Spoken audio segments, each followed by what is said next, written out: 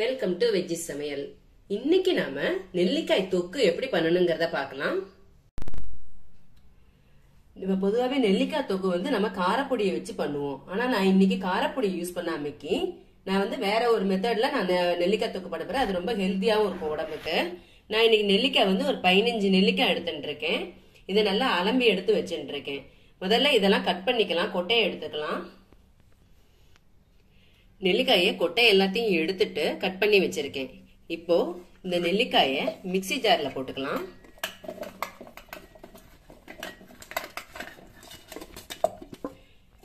இது நிறைய இருக்கிறதுனால 2 ரவுண்டா திரிச்சுக்கிறேன்.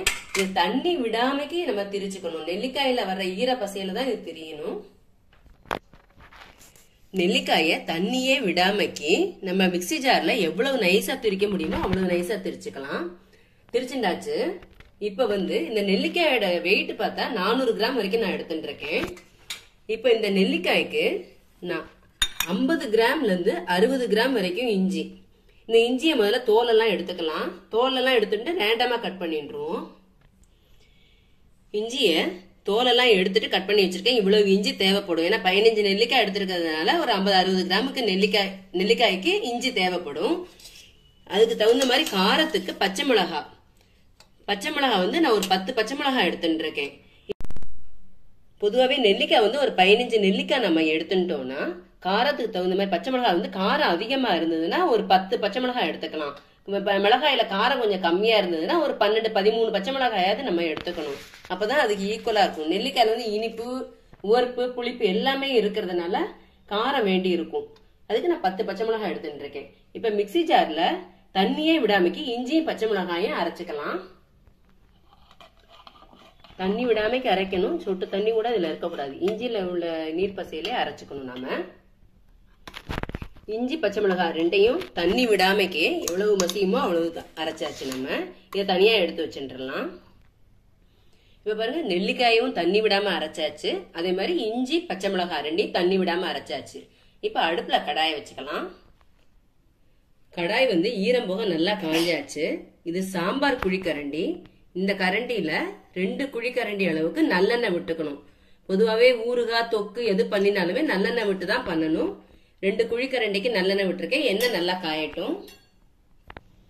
இப்ப எண்ணெய் நல்லா காஞ்சாச்சு.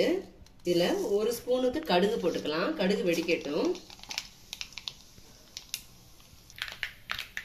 இப்ப கடுகுலாம் நல்லா வெடிச்சாச்சு. நம்ம அரைச்சு வச்சிருந்த பச்சை மிளகாய், இஞ்சி இதை போட்டு வெதுப்பிக்கலாம். இப்போ இதுல ஒரு 1/4 ஸ்பூனுக்கு மஞ்சள் பொடி போட்டு வெதுப்பிடலாம்.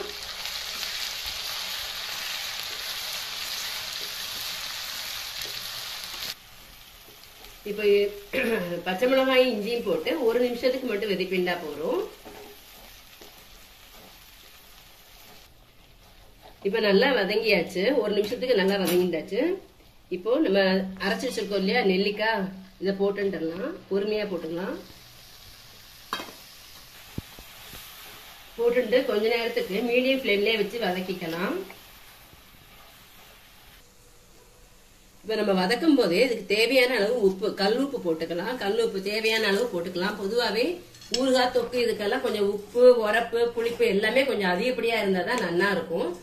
கல்லுப்பு போட்டு நல்லா வதக்கிக்கலாம். உப்பு போட்டு வதக்கும் போது நெல்லிக்காய் நல்லா வதங்கும். ஏன்னா உப்புல இருக்கிற ஈரப்பசையிலேயே நெல்லிக்காய் நல்லா வதங்கிட்டு வரும்.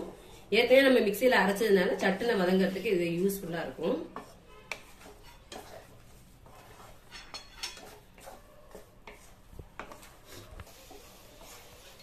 இப்ப நம்ம பெரிய நெல்லிக்காயை எடுத்தோம்னா அதுல சத்துக்கள் ரொம்ப அதிகமா இருக்கும்.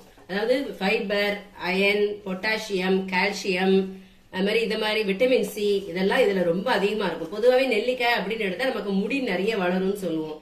கண் பார்வைக்கு நல்லது அப்படிம்போம்.